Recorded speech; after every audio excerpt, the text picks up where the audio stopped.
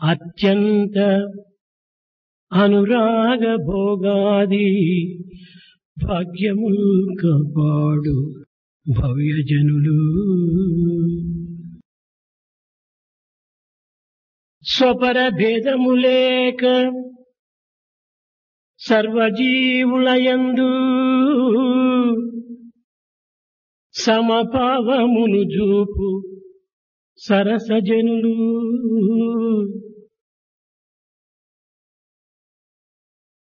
అనిశంబు అత్యంత అనురాగ భోగాది భాగ్యముల్ గల్గెడి భవ్యజనులు. కష్టజీవులయందు కరుణ చూపించుచు ధాతృత్వమును చూపు ధన్యజనులు. సంసార ధర్మ సత్యత్వ విజ్ఞానులై పరులకాదర్శంబు వాపుజనులు. భువిని సత్కీర్తిగాంచి సన్మార్గమరసి, భువిని సత్కీర్తిగాంచి సన్మార్గమరసి, తోటి వారలలో సదా మేటియగుచు నిత్యమును ధర్మ జిజ్ఞాస నిరతులగుచు ఉత్తమోత్తమ వ్యక్తులైయుంద్రుగాక. ఉత్తమోత్తమ వ్యక్తులై ఉంద్రుగాక. ఇంతకన్నను వేరెద్ది ఎరుగపరతు, ఇంతకన్నను వేరెద్ది ఎరుగపరతు సాధు సద్గుణగణ్యులవు సభ్యులారా. సాధు సద్గుణగణ్యులవు సభ్యులారా. సాధు సద్గుణగణ్యులవు సభ్యులారా. యతో వా ఇమాని భూతాని జాయంతి. సమస్త చరాచర ప్రపంచమంతయుకుడను ఒక్క దివ్యత్వం నుండి ఆవిర్భవించి దివ్యత్వం నందే జీవించి దివ్యత్వం నందే లయమొందుచున్నది. సృష్టి నిలయ లయములకు కేవలము దివ్యత్వమే మూల కారణం. మానవుడు సంకల్పం నుండియే ఆవిర్భవించి సంకల్పము చేతనే జీవించి కడకు సంకల్పం నందే లయమొందుచున్నాడు. యద్భావం తద్భవతి. కనుక మానవ జీవితము సంకల్పములపైనే ఆధారపడి ఉంటున్నది. ఎట్టి సంకల్పమో అట్టి చర్య, అట్టి చర్యను అట్టి ఫలము, ఎట్టి ఫలమో అట్టి గమ్యము. కనుక మానవుని యొక్క గమ్యమంతైకుడును సంకల్పముల చేతనే కట్టబడి ఉన్నది. ప్రేమ స్వరూపులారా, ఉత్తమ సంకల్పములను అభివృద్ధి పరుచుకొని ఉత్తమ జీవితమును ఆదర్శంగా నిరూపించి ఉత్తమ ఫలితమును పొంది ఉత్తమ గమ్యమును కూడాను చేరటానికి ప్రయత్నించాలి. మానవ జీవితము గుణశీలము పైన ఆధారపడి ఉన్నది. మానవుడనగా కేవలము ఆత్మధర్మమును అనుసరించేవాడే కాని ఇంద్రియ ధర్మమును అనుసరించేవాడు కాదు. ఆత్మధర్మమే మానవ ధర్మము, ఇంద్రియ ధర్మమే పశుధర్మము. కనుక మానవుడు పశువు కాక పశుపతిగా మారడానికి తగిన కృషి చెయ్యాలి. మానవుని యందు ఆవిర్భవించవలసినటువంటిది ఈశ్వర భావమే కాని ప్రకృతి భావము కాదు. ప్రకృతి అంతైకుడును కేవలము ఈశ్వర స్వరూపమనే భావించాలి. సృష్టి అనగా ఈశ్వర చైతన్యమునకు ప్రధాన చిహ్నమే. దీని పేరే ప్రకృతి. ఈ ప్రకృతి యందు ఆవిర్భవించిన ప్రతి మానవుడు కూడాను ఈశ్వర భావములే ఉండాలి. ప్రతి మానవుడు కూడాను ఈ యొక్క ఈశ్వర సృష్టిని ప్రకటన గావించే నిమిత్తమై మూర్తి భవించినటువంటి వాడనే విశ్వసించాలి. మానవత్వము పవిత్రమైనది, దివ్యమైనది, జీవించతగినది. భగవత్ సృష్టి ఎందుకల ఈ మానవత్వంలో దివ్యత్వమైనటువంటిది కేవలం ప్రత్యేకంగా ఉండినటువంటిది కాదు. మానవత్వమే దివ్యత్వం అనేటువంటి సత్యత్వాన్ని నిరూపించే నిమిత్తమై అవతారములు కలుగుచున్నవి జగత్తునందు. దివ్యత్వం నందు దివ్యత్వమే ఆవిర్భవించాలి, దివ్యత్వం నందు దివ్యత్వమే ప్రతిబింబించాలి. దివ్యాత్మ స్వరూపులారా, దైవం ప్రత్యేకంగా లేడు, మీరందరూ దైవ స్వరూపులే. ఈశ్వర సర్వభూతానాం ఈశావాస్యం ఇదం సర్వం వాసుదేవ సర్వమిదం.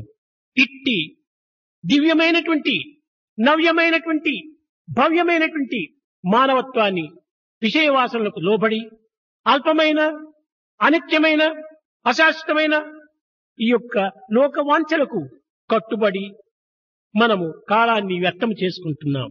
కానీ ఈనాటి లోకములో ఆధ్యాత్మికమనగా భౌతికంతో ఎట్టి సంబంధము లేదనియు, భౌతికమనగా ఆధ్యాత్మికము అత్యంత దూరంగా ఉన్నదనియు భావించటం వెరితనం.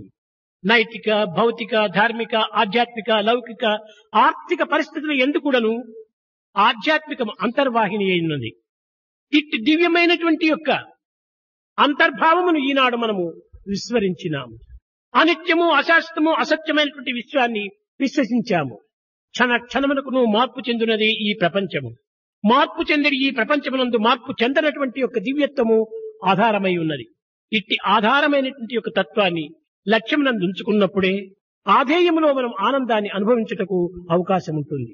మనం ఏ కార్యములు చేసినప్పటికీ, ఏ యొక్క మార్గమున ప్రవేశించినప్పటికీ దివ్య భావం చేతనే దీనిని కొనసాగించుకున్నట్టుకు ప్రయత్నించాలి. కానీ ఈనాటి మానవుడు చలిమిని, బలిమిని, కలిమిని ఆశించుచున్నాడే కాని గుణమును ఆశించుటలేదు. గుణము లేని బలము, గుణము లేని కలిమి, గులిమి లేని చలిమి ఇది స్థిరమైనటువంటివి కాదు. కనుక మానవుని యందు ప్రధానముగా ఉండవలసినటువంటి లక్షణము గుణము. ఇలాంటి భావం చేతనే మనము దివ్యత్వాన్ని మనము స్మరిస్తూ రావాలి. ప్రకృతి వ్యర్థమైనటువంటిది కాదు. ఈ యొక్క ప్రకృతి యొక్క శక్తి అహంకారమయమైనప్పుడు ఇది కేవలం వికృతంగా మారుతుంది, ఆత్మపరమైనప్పుడు సుకృతంగా రూపొందుతుంది. కనుక వికృతికి, సుకృతికి మన యొక్క మానవ యొక్క సంకల్పంలే మూల కారణము. అన్ని కూడాను సత్యము నుండియే ఆవిర్భవించినటువంటివి. సత్యమే భగవత్ స్వరూపము, సత్యమే దివ్యమైనటువంటి యొక్క వికృతి స్వరూపం కాకు. సమస్తం కూడాను సత్యం పైనే ఆధారపడి ఉంటున్నది. సత్యం నాస్తి పరో ధర్మ. సత్యంబునందుండే సర్వంబు సృష్టించే, సత్యంబునందడగే సర్వ సృష్టి. సత్య మహిమలేని తడమేది గనుగున్న శుద్ధ సత్వమిదియే చూడరయ్యా, శుద్ధ సత్వమిదియే, శుద్ధ సత్వమిదియే చూడరయ్యా. కనుక గుణమునికే ఇందులో ప్రధానమైనటువంటి ఒక స్థలం ఉంటున్నది. ఎన్ని విద్యలు నేర్చినా, ఎంతటి శ్రీమంతుడైన, ఎంతటి అధికారమును చేరగించినప్పటికీ అందులో ప్రధానమైనటువంటి గుణము. ఎన్ని గుణములు ఉండినప్పటికీ దివ్యమైనటువంటి భగవద్భావముతో చేరినటువంటి గుణమే మానవత్వాన్ని వికసింపచేస్తుంది. ఇటువంటి దివ్య భావమును గుర్తించినటువంటి వారే భారతీయులు. కానీ అట్టి భారతీయులు ఇట్టి సంస్కృతిని ఈనాడు విస్మరిస్తూ వస్తున్నారు. భవ్య భావాలు ఎరిగిన భారతీయ దివ్య సంస్కృతి తత్వంబు తెలిసి కొనగా, భవ్య భావాలు కలిగిన భారతీయ దివ్య సంస్కృతి తత్వంబు తెలిసి కొనగా, యత్నింపరైరీ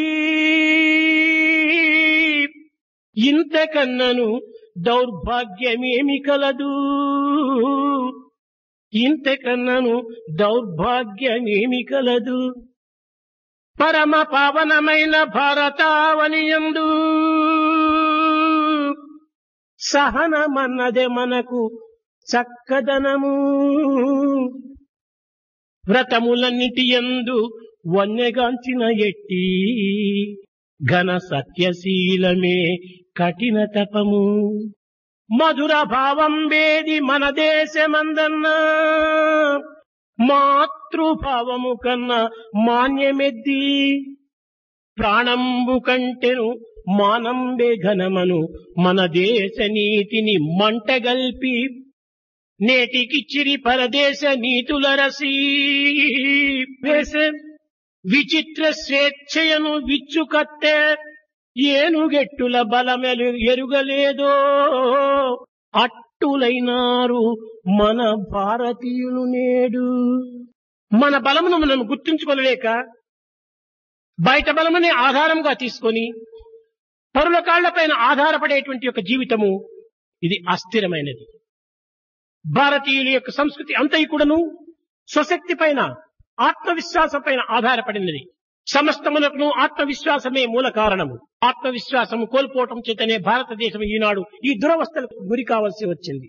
దివ్యాత్మ స్వరూపులారా, మీరే ఆత్మస్వరూపులై మిమ్మల్ని మీరు విశ్వసించుకోవటము ఇది కేవలము ఒక బలహీనతకు మూల కారణము. నీ తత్వాన్ని నీవు గుర్తించు, అప్పుడే నిజమైనటువంటి యొక్క శక్తి సామర్థ్యములు ఆవిర్భవిస్తాయి, అవ్యక్తమవుతాయి, ఆనందాన్ని అందిస్తాయి. కనుక ఆత్మవిశ్వాసము మానవులకు ఈనాడు అత్యవసరము. సమస్త ఆనందములకు, సమస్త భోగములకు, సమస్త సిరి సంపదలకు కేవలము మన యొక్క ఆత్మవిశ్వాసమే మూల కారణము. కనుక ఆత్మవిశ్వాసాన్ని అమితంగా మనం అభివృద్ధి గావించుకోవాలి. ఈనాడు ప్రపంచము అనేక విధములైనటువంటి అల్లకల్లోలములచే, అశాంతిచే, అభద్రతచే కుమిలిపోతున్నది. ఇలాంటి పరిస్థితిలో మనం చేయవలసినటువంటి పని ఏమిటి? ఈ అశాంతిని మనం దూరం గావించేటువంటి శక్తి మన యందు ఉన్నదా? కేవలం ఒక్క వ్యక్తి ఈ అశాంతిని దూరం గావించగలదా అనేటువంటి బలహీనతకు మనం ఏమాత్రం కూడాను చోటు ఇవ్వకూడదు.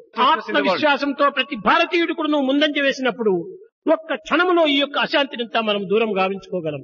కనుక ఈ విశ్వాసం కోల్పోవడం చేతనే ముందంజ వేయలేనటువంటి వారిగా తయారైనాం.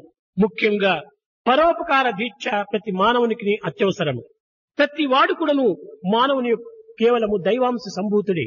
తోటి మానవుల పైన ప్రేమను చూపించలేనటువంటి ఒక తత్వము అది మానవత్వమే కాదు. కనుక అందరూ ఒక దైవ సంతతికి సంబంధించినటువంటి వారమే అనే సత్యాన్ని గుర్తించి సర్వుల ఎందుకును ప్రేమతత్వాన్ని ప్రకటించి ఆదర్శప్రాయుడుగా రూపొందాలి. కనుక మానవుడు కేవలం బలహీనుడని కాని లేక శక్తిహీనుడని కాని భావించకూడదు. ఇలాంటి పరిస్థితి యందు మనము చేయవలసినది ఏమిటి? కేవలం పల్లెల యొక్క అభివృద్ధి ప్రధానమైనటువంటి దృష్టిలో నుంచుకొని ప్రభుత్వం ఎన్నో విధమైనటువంటి యొక్క ప్రచారములు, ప్రబోధనలు సలుపుతూ వస్తున్నది. కానీ చెప్పునది సులభము, చేయునది కష్టం. కానీ ఈనాడు పల్లెల విషయం ఏమాత్రం కూడాను ప్రభువులు కాని నాయకులు గాని పట్టించుకోవటం లేదు. పల్లె ప్రజలు కూడాను దానికి తగినట్టుగా ప్రవర్తిస్తున్నారు. మన భారతదేశంలో సిరి సంపదలకు ఏమాత్రం కూడాను తక్కువ లేదు. శ్రీమంత స్వరూపమైనటువంటిది మన భారతదేశము. దరిద్ర దేశమే అయి ఉంటుంటే పూర్వము తురస్కులు గాని, పారసీకులు గాని, బ్రిటిష్ వారు కాని వీరందరూ కూడా ఈ దేశం పైన దండెత్తి వచ్చి ఉండేటి వారు కాదు. ఇది సిరి సంపదలతో తొలుతూగుతున్నటువంటిది కనుకనే భారతదేశము దీనిపైన విదేశీయులందరికీ కూడాను దీనిపైన కన్నుపడింది. ఇట్టి పవిత్రమైనటువంటి భారతదేశమునందు మనం ఈనాడు బీద దేశంగా భావించి భారతీయులే దీనిని చిన్నగలుపుతున్నారు. దీనివల్ల మనకు వచ్చినటువంటి ప్రమాదం ఏమాత్రము లేదు. కానీ అన్నింటికంటే కూడా పెద్ద ప్రమాదం ఒకటి ఉన్నది. మన యందు ఒక అవిశ్వాసం అనేటువంటిది మనలో అభివృద్ధి గావిస్తూ వస్తుంది. మనలో ఉన్నటువంటి యొక్క తిరోగతిని పురోగతి గావించినప్పుడే మన యొక్క జీవితము ఉత్తమ గతిని చెందుతుంది. తిరోగతిని పురోగతి గావించకుండా పోయిన మానవ జీవితమే అధోగతి పాలవుతుంది. ధనకనక వస్తు వాహనాలు మనకు ముఖ్యము కాదు. ఇవన్నీ కూడా కదిలిపోయే మేఘములు. గుణములే స్థిరమైనటువంటి, సత్యమైనటువంటి, నిత్యమైనటువంటి యొక్క సంపద. అట్టి గుణ సంపదను మనము అభివృద్ధి గావించుకోవాలి. అది ఏ సరి అయినటువంటి విద్య. ఆ పరోపకార సంబంధమైనటువంటి యొక్క ప్రభావమే మానవుని యొక్క దివ్యత్వాన్ని ప్రకాశింపజేస్తుంది. కనుకనే ఆదర్శప్రాయంగా ప్రభుత్వమునకు కాని, దేశమునకు కాని, సమాజమునకు కాని, వ్యక్తికి కాని ఆదర్శంగా నిరూపించే నిమిత్తమనే స్వామి చిన్న చిన్న కార్యములు మొదలుకొని పెద్ద కార్యం వరకు కూడాను ప్రారంభిస్తున్నాడు. 200 పాపులేషన్ ఉన్నటువంటి యొక్క పర్తి ఈ పుట్టపర్తి. ఇలాంటి కుగ్రామం మధ్య లోపల యూనివర్సిటీ ప్రారంభం కావటము కలలోని వార్త. ఏ యొక్క జిల్లా ముఖ్య పట్టణం నందు కూడాను లేనటువంటి యొక్క ఏరుడ్రోము ఈ కుగ్రామంలో ఏర్పడటము మరొక విచిత్రము. యావత్ ప్రపంచమునకే ఒక ప్రధానమైనటువంటి యొక్క స్థానంగా ఏర్పడుకోవటము ఈ పుట్టపర్తికి ఒక ప్రధాన లక్ష్యము. ఇంతటితో కాక సర్వ సౌకర్యములు కూడినటువంటి యొక్క టౌన్లు యందు పట్టణంలో యందు ప్రారంభించవలసినటువంటి యొక్క ఈ పెద్ద ఆసుపత్రి ఈ కుగ్రామం ముందే ప్రారంభించడానికి ఉన్నటువంటి కారణం ఏమిటో విచారించాలి. ధనమున్న వారు శ్రీమంతులైనటువంటి వారు ఎక్కడికైనా వెళ్ళొచ్చు, ఎన్ని లక్షలైనా ఖర్చు పెట్టుకొని వారి రోగాలను నివారణ గావించుకోవచ్చు. కానీ దరిద్రులైనటువంటి వారు గ్రామమును వదిలి దూరం పోలేరు. అట్టి గ్రామ ప్రజల యొక్క క్షేమమును పురస్కరించుకొని పల్లెల యందే ఈ పెద్ద ఆసుపత్రి ప్రారంభించడం జరిగింది. మా డాక్టర్స్ కూడా మొదలు చెప్పాను. మొట్టమొదట పల్లెలలో ఉండినటువంటి యొక్క గుండె జబ్బుల వారినంతా ప్రత్యేకంగా మీరు చూడండి అన్నాను. ఈనాడు ఒక శుభవార్త అనౌన్స్ చేయవలసి వచ్చింది. మన భారతదేశ ప్రధానమంత్రి ప్రారంభించిన తర్వాత 15 నిమిషములకే డాక్టర్ ఆపరేషన్ ప్రారంభించారు.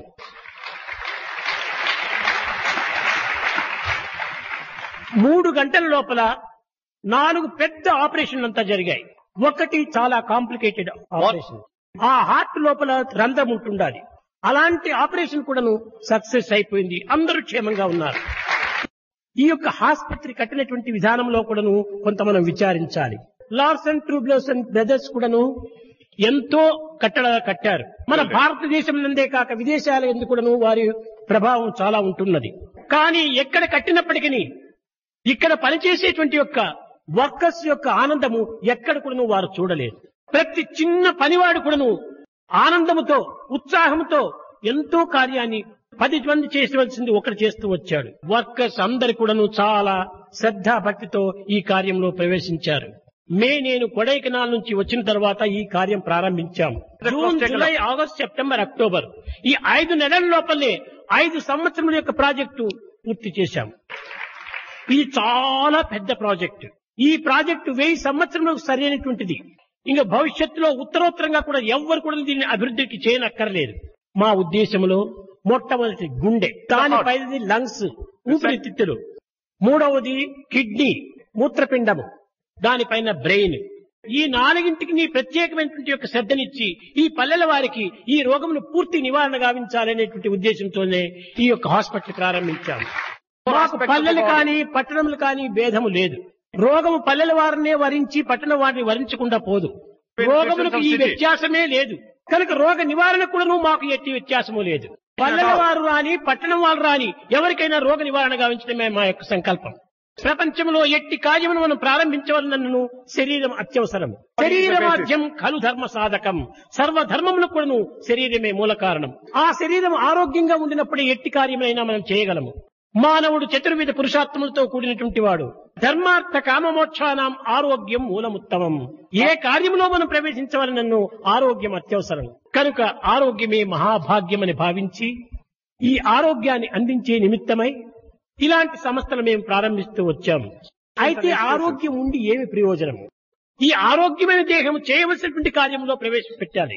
కానీ దురదృష్టవశాత్తు ధర్మార్థ కామవక్షముల లోపల ఈనాటి మానవత్వము కేవలం 2 మాత్రమే అనుసరిస్తుండాలి. జగత్తంతయుకుడును కేవలము తల కాళ్ళు లేనటువంటి ఒక జీవితాన్నిగా అనుభవిస్తుండాలి.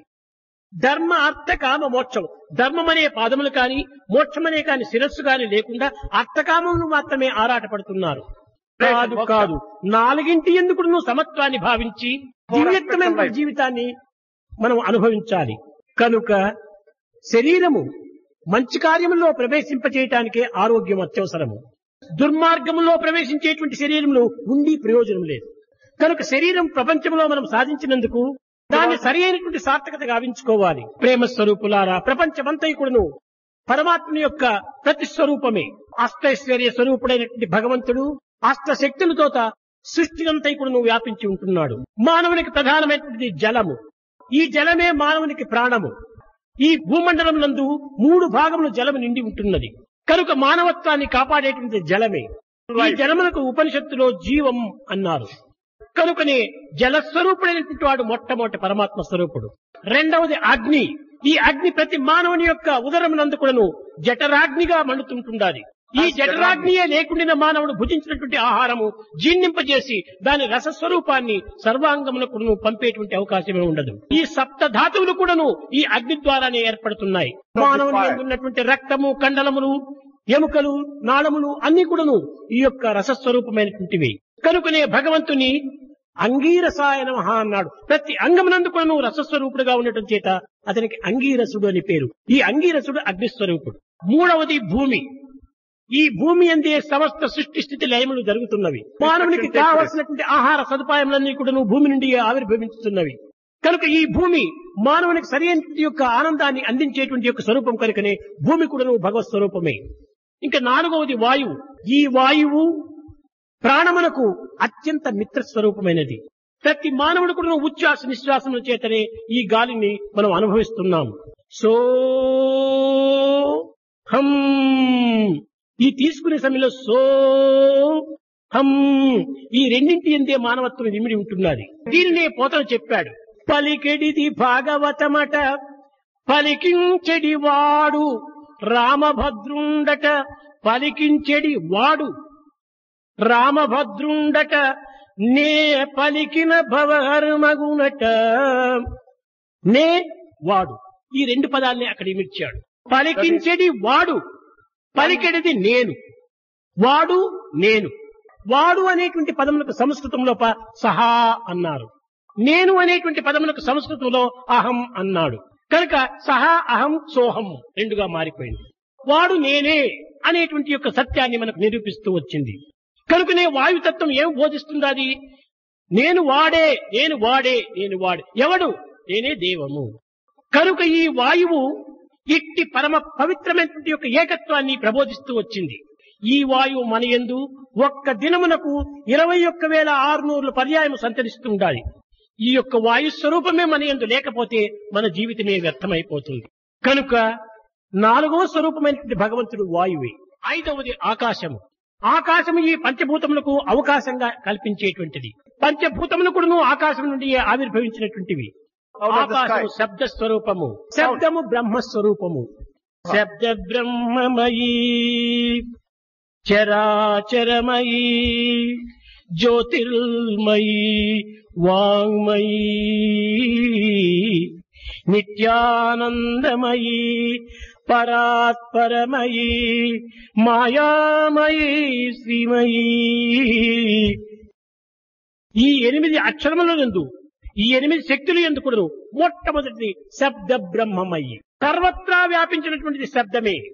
ఆకాశం ఎక్కడున్నదంటే పైన ఉన్నదని చూపిస్తున్నాము. కాదు కాదు, ఆకాశం ఇది ఆకాశమే, ఇది ఆకాశమే, ఇది ఆకాశమే. శబ్దం ఎక్కడుందో అదంతా ఆకాశమే. కనుక సర్వ అవకాశములు కూడా చేర్చుకునేటువంటిది ఆకాశం. కనుక సర్వత్రా ఉన్నదే ఆకాశమే. ఇది ఐదవ స్వరూపం భగవంతుడు. ఇంకా ఆరోది సూర్యుడు. సూర్యుడు కేవలము ఉష్ణ స్వరూపుడు. ఈ ఉష్ణము ఏ రీతిగా ఆవిర్భవిస్తున్నది? సూర్యుని యందు ఉన్నటువంటి హైడ్రోజన్ హీలియం గా మారేటప్పుడు ఈ ఉష్ణం ప్రారంభమవుతుంది. ఇది వైజ్ఞానిక ధర్మం కూడా. ఉష్ణం ఎక్కడి నుంచి వచ్చిందంటే హైడ్రోజన్ హీలియం గా మార్చే సమయంలో ఉష్ణం ప్రారంభమవుతుంది. ఈ శక్తులు కూడా 8 శక్తులుగా ఉంటున్నాయి. ఒకటి యాంత్రిక శక్తి, రెండవది ఉష్ణ శక్తి, మూడవది కాంతి శక్తి, నాలుగవది ధ్వని శక్తి, ఐదవది విద్యుత్ శక్తి, ఆరవది రసశక్తి, 8వది అది ఆటం శక్తి.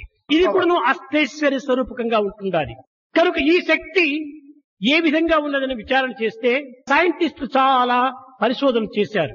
ఒక్క సెకండ్ కు సూర్యునిలో ఉన్నటువంటి ఉష్ణము 4,000 lakhs 4,000 lakhs టన్నులు శక్తిని కోల్పోతుండాలి. ఒక్క సెకండ్ లో ఇంత ఉష్ణాన్ని కోల్పోతుండాలి. ఇంత కోల్పోతుండినప్పటికీ దీనికి ఏమాత్రం కూడా చలనం లేదు. ఇంకా కొన్ని వేల మిలియన్ల వరకు కూడా ఈ సూర్యుడు ఈ ఉష్ణాన్ని అందరికీ అందిస్తుంటాడు. కనుక ఇతని యొక్క శక్తి ఇట్టిది అట్టిదని ఎవరు కూడా వర్ణించలేరు. కనుక భగవంతుడు అవాంగ్మానస గోచరుడు. అతని నుండి ఏ సర్వం కూడా ఆవిర్భవిస్తుండాలి. ఈ సూర్యుడు బుద్ధికి అధిపతి. మానవునికి బుద్ధి అత్యవసరము. ఈ మానవుని బుద్ధిని ప్రకాశింపచేసేటువంటి వాడు సూర్యుడు. కనుక సూర్యుడు 6వ శక్తి స్వరూపుడు. ఇంకా 7వది చంద్రుడు. ఈ చంద్రుడు మనస్సుకు అధిపతి. ఈ మనస్సు చేతనే ప్రశాంతమైన భావాలను అభివృద్ధి గావిస్తూ వస్తున్నాడు. ఈ మనస్సు యొక్క స్వరూపమే ఈ యొక్క ప్రపంచము. మనోమూలం మిదం జగత్. మనసే లేకపోతే జగత్తే లేదు. కనుక నీవు ఏ హైదరాబాద్ నుంచి వచ్చావు, ఏ ఢిల్లీ నుంచి వచ్చావు, నీవు ఇక్కడ ఉన్నంత వరకు నీ దేహం ఇక్కడ ఉంది. కానీ నీ మనస్సు ఒక్క సెకండ్ లోపల హైదరాబాద్ ఢిల్లీ ప్రయాణం చేస్తుండాలి. కనుక మనోవేగములకు ఏమాత్రం కూడా మరొక వేగం లేదు. కాంతి వేగముల కంటే కూడా మనోవేగం అత్యంత తీవ్రమైనటువంటిది. కనుక 7వ శక్తి ఈ యొక్క మనస్సు యొక్క తత్వం, అదే చంద్రుడు. 8వది కర్మశక్తి. ఈ కర్మ కూడా భగవత్ స్వరూపమే. కర్మమున పుట్టు జంతువు కర్మముననే వృద్ధి పొంది కర్మమున చను కర్మమే నరునకు ప్రాణము కర్మమే సుఖ దుఃఖమునకు కారణమిలను. దీనిని ప్రాచీన పురుషులందరూ కూడా యజ్ఞము అని పేరు పెట్టారు. యజ్ఞో అయి విష్ణువు. ఆ విష్ణువే విష్ణు స్వరూపము. ఆ విష్ణు స్వరూపమే విశ్వము. కనుక ప్రపంచమంతయుకుడును అష్టైశ్వర్య స్వరూపుడైనటువంటి యొక్క భగవంతుని యొక్క సృష్టి అనే సత్యాన్ని మనం గుర్తించాలి. ఈనాటి మానవుడు ఈ పంచభూతములను సక్రమమైన మార్గములో వినియోగించుకోవటం పోయింది. కనుకనే మానవుడు ఇన్ని దుఃఖములకు గురి అయిపోతున్నాడు. శబ్ద స్పర్శ రూపరస గంధాదులను కూడాను సద్వినియోగం చేసుకోవటం లేదు, దుర్వినియోగం చేసుకుంటున్నాడు. భగవంతుడు ఇచ్చినటువంటి యొక్క ఈ పంచభూతములు, భగవంతుని యొక్క స్వరూపములైనటువంటి పంచభూతములను దుర్వినియోగం చేయటం చేతనే భగవంతుని యొక్క అనుగ్రహములకు దూరమై ఆగ్రహములకు సమీపుడై ఉన్నాడు. కనుకనే పంచభూతములు కూడాను మానవుని అసహించుకుంటున్నవి. ఈ మానవుని యందు మేము ఉండి మాకు గౌరవాన్ని ఇవ్వకుండా ఉంటున్నాడు ఈ మానవుడు, ఛీ అని వారిని దూరం చేస్తున్నాయి. వారి నుండి వెలువడేటువంటి శబ్దం కూడాను దుశ్శబ్దంలే. పరదూషణ పరదూషణ పరనింద ఇవే నా మానవునికి ఇచ్చినటువంటి శబ్దము. మానవుని యొక్క స్వరూపము చాలా దివ్యమైనటువంటి యొక్క నవ్యమైనటువంటి యొక్క ఆనందమైనటువంటి యొక్క స్వరూపాన్ని నిరూపించాలి. వాడి దృష్టి అంతా కూడా ఈనాడు మలినమైనటువంటి దృష్టిగానే ఉంటున్నది. దుర్భావములతో కూడినటువంటి దృష్టిగా ఉంటున్నది, దుశ్చింతనలతో కూడినటువంటి దృష్టిగా ఉంటున్నది. కనుకనే ఈ దృష్టి కూడా మానవుని అసహించుకుంటున్నది. ఇంకా వాడి శ్రవణము, వాడి వినికిడి ఏమిటుండాలి? పొద్దుబోక ఊరి వారి శుద్ధులంటే వీరు సిద్ధమౌదురే కడు శ్రద్ధతోడ ముద్దు ముద్దుగాను భగవత్ ముచ్చటాలు చెప్పు వేళ వద్దికగా నుండరేలవో చెవులా. పెద్ద మాటలు వినాలనుకుంటే 2 చెవులు చాలా శ్రద్ధగా చేరిపోతుంటాయి. అక్కడ అన్ని విధాలు కూడా ఐకమత్యం చేరుతుంటాయి. ఇంత ఐకమత్యంగా కలిసి ఉంటాయి. కానీ మంచి మాటలు వినాలంటే ఈ చెవు ఇటువైపున, ఆ చెవు అటువైపున వెళుతుంది. కనుకనే ఈ యొక్క చెవులు కూడాను తమ యొక్క కర్తవ్యాన్ని విస్మరించి కేవలము దుర్మార్గంలో ప్రవేశించడం చేత వాని యొక్క మనస్సంతా కూడాను మాలిన్యంగా మారిపోతుండాలి. మనం పీల్చే గాలి చూస్తామంటే మలినంగా ఉంటుండాలి, కల్మషమైనటువంటి యొక్క గాలిగా ఉంటుండాలి. వాతావరణం అంతా కూడాను మలినంగా మారిపోయింది. మలినమైనటువంటి గాలి వల్ల మలినమైన భావాలే మనలో ఆవిర్భవిస్తున్నాయి. మనం తినే పదార్థాలు కూడాను మలినంగా మారిపోతున్నాయి. కనుకనే మన కష్టములకు, మన దుఃఖములకు, మన విచారములకు కారణం ఏమని చక్కగా మనం విచారణ చేస్తే ఈ పంచభూతములను మనం దుర్వినియోగం చేయటం వల్లనే ఈ సమస్త దుఃఖములకు మూల కారణం. కనుక మంచిని చూడు, మంచిని విను, మంచిని మాట్లాడు, మంచిని తలచు, మంచిగా ఉండు. ఈ రకమైనటువంటిగా ఉండినప్పుడు పంచభూతముల యొక్క అనుగ్రహాలు కూడాను మన పైన ఎంతయో ఆవిర్భవిస్తాయి.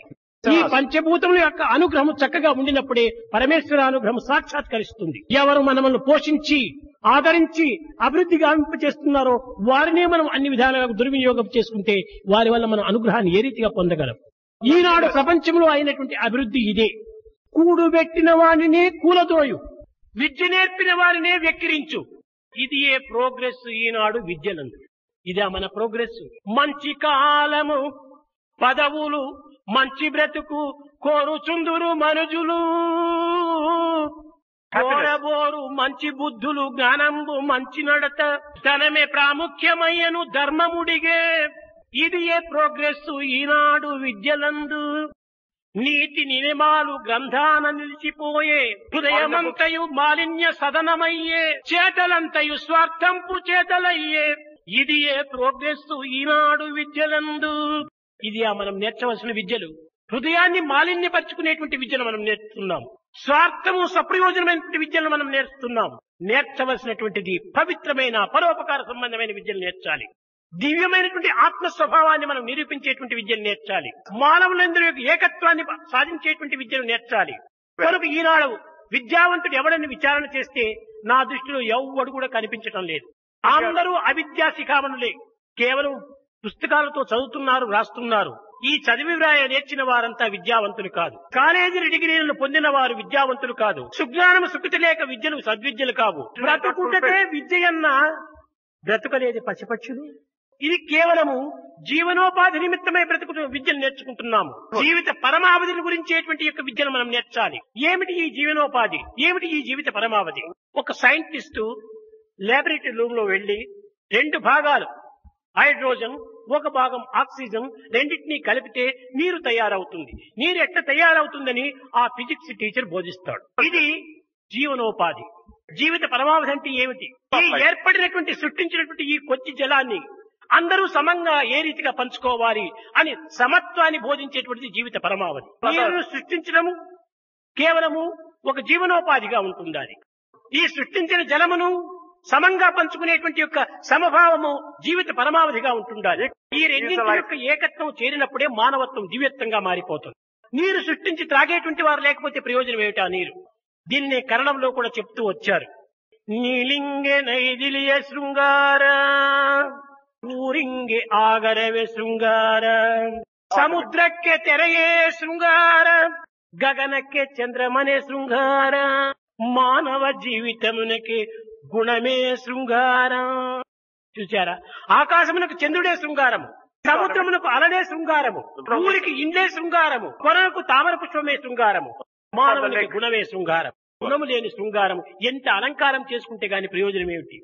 దైవ సృష్టితో ఇచ్చినటువంటి శృంగారము ఎన్ని అలంకారాలు పెట్టినా ఆ శృంగారం పోదు. కోటికి జలతారు కుళ్ళాయి ఏటికి.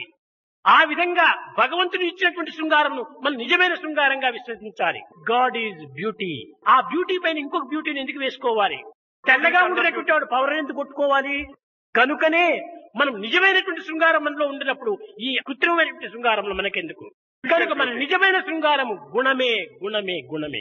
ఆధ్యాత్మికం అంటే కేవలము పూజలు, జపములు, ధ్యానములు, యోగములు చేయటం కాదు ఆధ్యాత్మికము. ఇవన్నీ కూడా ఏదో సత్కర్మలుగా మనం భావించుకున్నాం. నిజమైనటువంటి ఆధ్యాత్మికం ఏమిటి? సర్వులు యందు ఉండినటువంటి యొక్క దివ్యత్వాన్ని ఏకత్వంగా భావించుకోవటమే ఆధ్యాత్మికం. నా యందు నీ యందు ఉండినటువంటి ఆత్మ ఒక్కటే. ఈ ఏకత్వమైన ఆత్మతత్వాన్ని గుర్తించుకునేటువంటి సమత్వాన్ని మనం అభివృద్ధి గావించుకోవాలి. ప్రేమ స్వరూపులారా, ఈనాడు మనకు శరీరం అత్యవసరము. శరీరాన్ని సద్వినియోగం గావించుకోవటానికి సద్గుణములు అత్యవసరం. ఇవి రెండూ మనకు చక్కగా ఉంటుంటే మనం ఆదర్శవంతమైన జీవితంగా మనం అనుభవించవచ్చు. జగత్తుకే ఆదర్శప్రాయాలుగా రూపొందొచ్చు. కేవలం దేహమే ప్రధానంగా భావించుకొని గుణములను విస్మరించినప్పుడు మన జీవితం కేవలము వ్యర్థమైపోతుంది. భగవంతుడు ఇచ్చినటువంటి వరప్రసాదములో జంతువునాం నరజన్మ దుర్లభం. ఎంత దుర్లభమైనటువంటి మానవ జన్మం, ఇంత పవిత్రమైన విలువైనటువంటి మానవ జన్మను మనం కేవలము మసిపోయినటువంటి మసిబొగ్గులకు మనం అమ్ముకుంటున్నాం. మాణిక్యాలకు అమ్ముకోవాలి.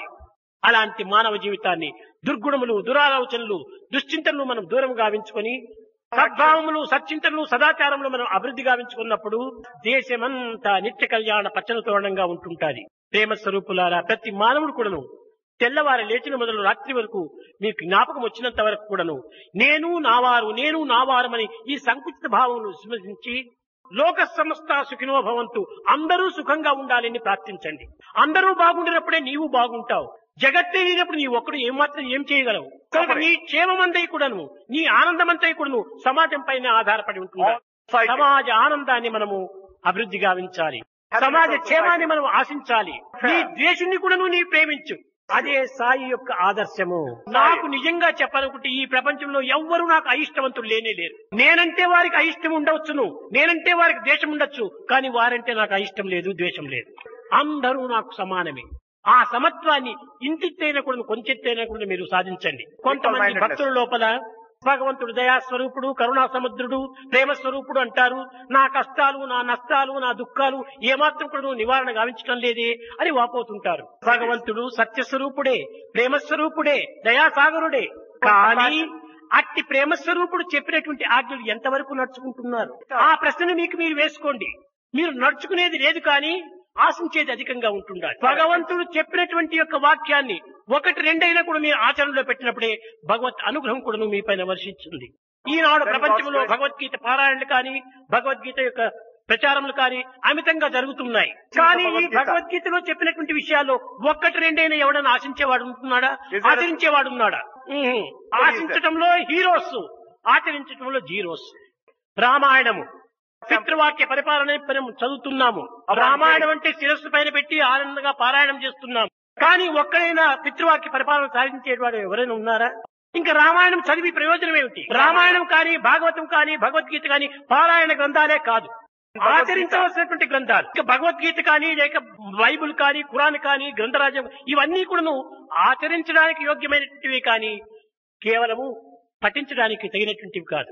ఇంకా కొంతమంది జీవితం అంతా కూడా తెలుసుకోవటానికే ప్రయత్నిస్తున్నారు. జీవితం అంతా తెలుసుకోవటంలోనే వ్యర్థమైపోతే ఆచరించేది ఎప్పుడు? తెలుసుకున్నటువంటి ఒకటి రెండైనా ఆచరణలో పెట్టండి. ఆచరణలో ఫలితం ఉండాలి కానీ తెలుసుకోవటంలో ఫలితం లేదు. ఒక లైబ్రరీ రూమ్ కు మనం వెళ్ళినామంటే అందులో లక్షల బుక్కులు ఉంటున్నాయి. కానీ అన్ని లక్షల బుక్కులు ఉండినప్పటికీ ఆ లక్షల బుక్కుల్లో ఒక్క పదమైన ఆ లైబ్రరీ రూమ్ కు ఏమాత్రమూ తెలియదు. మన యొక్క పరిస్థితి కూడా లైబ్రరీ రూమ్ మాదిరి ఉంటుండాలి. ప్రపంచంలో ఉండినటువంటి అన్ని విషయాలు మనం తెలుసుకుంటున్నాము, అన్ని బోధనలు మనం వింటున్నాము, కానీ ఒక్కటైనా కూడా మనం ఆచరణలో పెట్టడం లేదు. ఆచరణలో పెట్టినటువంటి యొక్క విషయాలు మనం ఎన్ని పర్యాయములు విన్నప్పటికీ ప్రయోజనం లేదు. కనుకొని ఆస్తికులైనటువంటి వారు, ఆధ్యాత్మిక మార్గమును ఆశించినటువంటి వారు ఒకటి రెండైనా కూడా మీరు ఆచరణలో పెట్టండి. అప్పుడే దాని యొక్క ఆనందమును మనం అనుభవించగలము. ఆ అనుభవించిన ఆనందాన్ని 10 మందికి పంచగలము. ఇది ఈనాడు మనం తెలుసుకోవాల్సినటువంటి ప్రధానమైనటువంటి యొక్క తత్వము. పరోపకార దీక్షలో ప్రవేశించండి. సంఘసేవ దినదినాభివృద్ధి గావించండి. పరసేవనే పరమాత్మ సేవగా భావించండి. జనసేవనే జనార్దుని సేవగా విశ్వసించండి. ఇది మీరు చేయవలసినటువంటి సాధన. ఈ సాధన చేత మీరు ఎంతటి ఆనందాన్నైనా అనుభవించవచ్చును. మన పంచభూతములను అపవిత్రములో ప్రవేశపెట్టకండి. అప్పుడే మన జన్మ సార్థకమవుతుంది. ఇదే మానవత్వమునందు ఉన్నటువంటి గొప్ప విశిష్టత. దీనితో పాటు భగవత్ నామాన్ని కూడా మనము స్మరించండి. భజన బినా సుఖ శాంతి నహీ, హరి భజన బినా సుఖ శాంతి నహీ, हरि नाम बिना आनंद नहीं, हरि नाम बिना आनंद नहीं, हरि नाम बिना आनंद नहीं, हरि नाम बिना आनंद नहीं, हरि भजन बिना सुख शांति नहीं, भजन बिना सुख शांति नहीं, जप जान बिना संयोग नहीं, जप जान बिना संयोग नहीं, प्रभु दर्श बिना प्रज्ञान नहीं, दर्श बिना प्रज्ञान नहीं, दया धर्म बिना सत्कर्म नहीं, दया धर्म बिना सत्कर्म नहीं, भगवान बिना कोई अपना नहीं, बिना कोई अपना नहीं, हरि नाम बिना परमात्मा नहीं, हरि नाम बिना परमात्मा नहीं, हरि नाम बिना परमात्मा नहीं, हरि नाम बिना परमात्मा नहीं, हरि भजन बिना सुख शांति नहीं, हरि भजन बिना सुख शांति नहीं, हरि भजन बिना सुख शांति नहीं, हरि भजन बिना सुख शांति नहीं, हरि नाम बिना आनंद नहीं, हरि नाम बिना आनंद नहीं, हरि नाम बिना आनंद नहीं, हरि नाम बिना आनंद नहीं, हरि भजन बिना सुख शांति नहीं.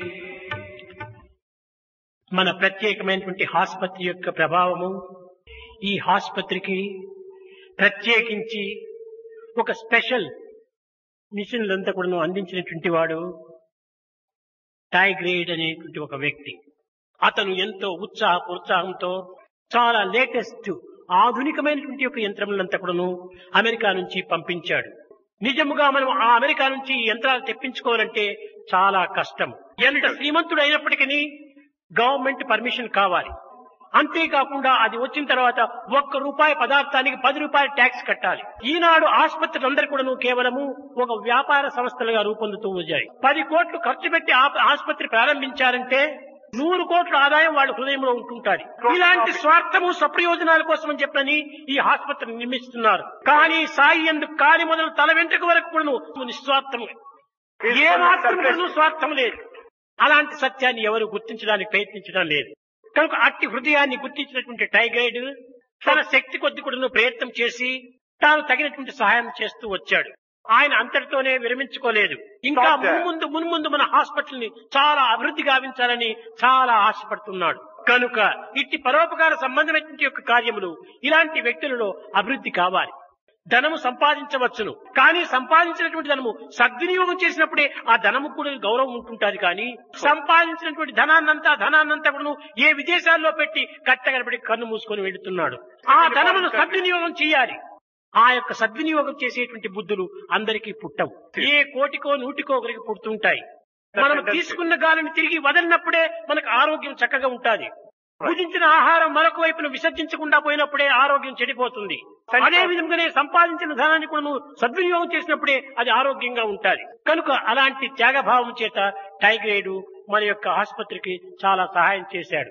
అతనికి స్వామి పైన భక్తి విశ్వాసములే దీనికి మూల కారణం. కనుక ఈ భక్తి విశ్వాసములు ఈ పరోపకార సంబంధమైన కార్యంలో ప్రవేశపెట్టడము చాలా ఉత్తమమైన మార్గం. ఇదే హనుమంతుడు కూడా ఒక్కతూరి విభీషణుడు చెప్పాడు.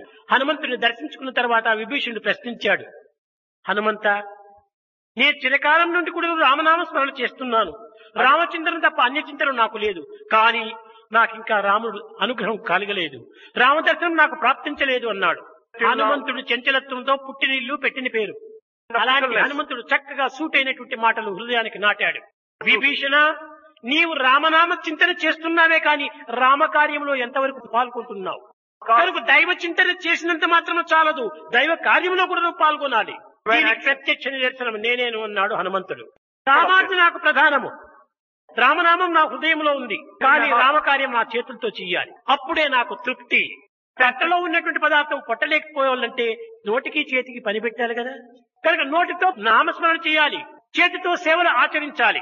ఇవి రెండింటినీ చేరినప్పుడే రామదర్శనం నీకు ప్రాప్తిస్తుందన్నాడు. అదే విధంగానే ఈ ధనమును చేతితో సంపాదించాలి, మరొక చేతితో దీన్ని త్యాగం చేయాలి. ఒకనొక ప్యారిస్ లో ఉండేటువంటిది ఒక స్త్రీ. అక్కడ ఒక బీద స్త్రీ అయినప్పటికీ ఆమె సంపాదించినటువంటిదంతా కూడాను 2, 3 దుప్పట్లు కొనేది. రాత్రిపూట ఏదో బయట చెల్లో పండుకున్నటువంటి వ్యక్తుల పైన కప్పేసి వచ్చేటువంటిది పాపం. క్రమక్రమేణా ఈమె త్యాగం చేత భగవత్ అనుగ్రహం అభివృద్ధి అయిపోయింది. ఈమె భగవత్ అనుగ్రహం పెరిగే కొలది ఈమె త్యాగం కూడా పెరుగుతూ వచ్చింది. ఈమె కొన్ని జటకాల లోపల బండ్ల లోపల కూడా దండికి దుప్పట్లు వేసుకునేది. అందరూ నిద్రపోయిన తర్వాత చలిలో పండుకునేటువంటి వారిపైన కప్పేది వచ్చేది, ఎవ్వరికి చెప్పకుండా వచ్చేటువంటిది. కానీ జనులంతా కూడా ఈమె యొక్క త్యాగాన్ని గుర్తించారు. ఆమె ఎప్పుడు తల క్రిందికి ఉంచుకుని నడిచేటువంటిది. అందరూ ప్రశ్నించారు, అవ్వా, మీరింత త్యాగం చేస్తున్నారే, ఎందుకు మీకు ఈ సిగ్గు? తల ఎత్తుకొని తిరగకూడదా అన్నారు. నాకు తల ఎత్తుకొని తిరగటం చాలా అవమానంగా ఉంటుండదండి. ఎందుకోసం ప్రశ్నించారు. భగవంతుడు సహస్ర చేతులతో అందిస్తుంటే నేను ఒక్క చేతితో మాత్రమే దానం చేస్తున్నాను. ఎంత అవమానము! భగవంతుడు అనంత హస్తాలతో అందిస్తున్నాడు, కానీ నేను ఒక హస్తంతోనే ఇస్తున్నాను. నాకు చాలా అవమానంగా ఉంటుండదండి. ఈనాటి వారు 10 మందికి దానం చేస్తే నా తలంత అక్షరాలతో మొట్టమొదటి పేపర్లో పడాలి. ఇలాంటి ప్రచారానికి ఆమె ఏమాత్రము గుడిపడలేదు. దీనిని గుప్త దానము అన్నారు.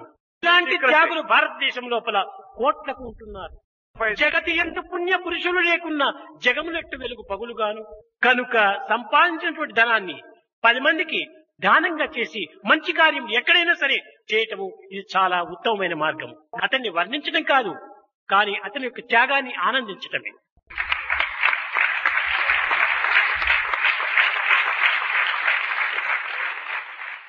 ఎన్నో నెలలంతా కూడా రాత్రింపగలు కష్టపడి ఈ ప్లాన్ చాలా బాగా వేశాడు. అతను బ్రిటిష్ వాడు. ఎలిజబెత్ రాణి వారి యొక్క బకింగ్హామ్ ప్యాలెస్ అనేది మన ప్యాలెస్ వేశాడు. ఇంకా మూడవది లాస్ అండ్ ఫ్యూబ్రోస్ లోపల మేనేజింగ్ చైర్మన్ రామకృష్ణ అని అతను ఎక్కడైనా పని పెట్టి ఎప్పుడో ఒక తూరి మాత్రం వెళ్లి చూచేటువంటి వాడు. కానీ మన ప్రశాంతి నేములకు వారంలోకి 2 పర్యాలు, వాడకు 3 పర్యాలు కూడా వచ్చి ఈ పనిని ప్రత్యేకంగా చూసుకుంటూ అతి శ్రద్ధ చేత ఎక్కడెక్కడ జరిగేటువంటి పనులన్నీ కూడా ఆపించి ఆ వర్కర్స్ అందరినీ ఇక్కడ పంపించి ఎంతో భక్తి శ్రద్ధతో దీనిని అభివృద్ధి గావించాడు. అతి స్వల్పకాలం లోపలనే పూర్తి చేయించాడు. నిజముగా వారి యొక్క శ్రద్ధాభక్తులే దీనిపైన ప్రసరించకుండా ఉండిన మన భవనము ఇంత త్వరలో నిర్మించడానికి వీలు కాదు. హృదయపూర్వకంగా తన యొక్క పనిగా తాను భావించినటువంటి వాడు. అతనికి కూడాను నా ప్రేమ భిక్షను ఈ స్వరూపంలో అందిస్తున్నాను. Swami showers his divine grace in this form.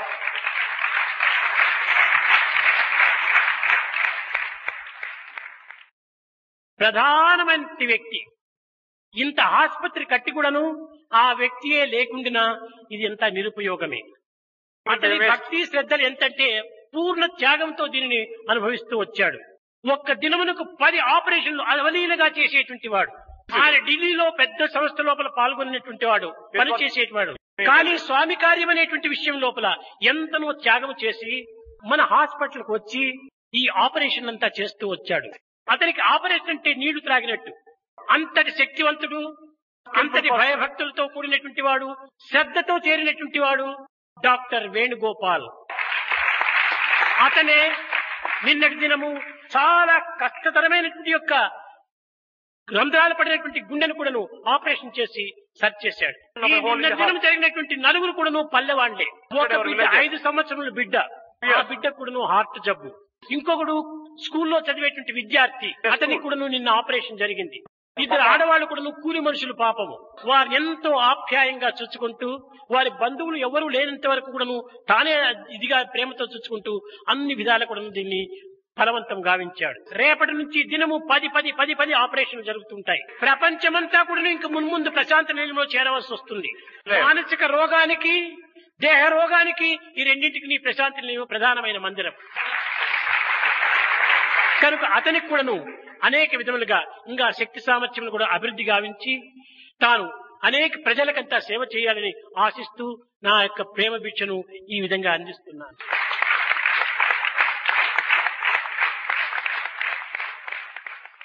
ఈనాటి స్వామి యొక్క జన్మదినోత్సవం తీయగా చల్లగా జరిగిపోతుంటూ వచ్చింది.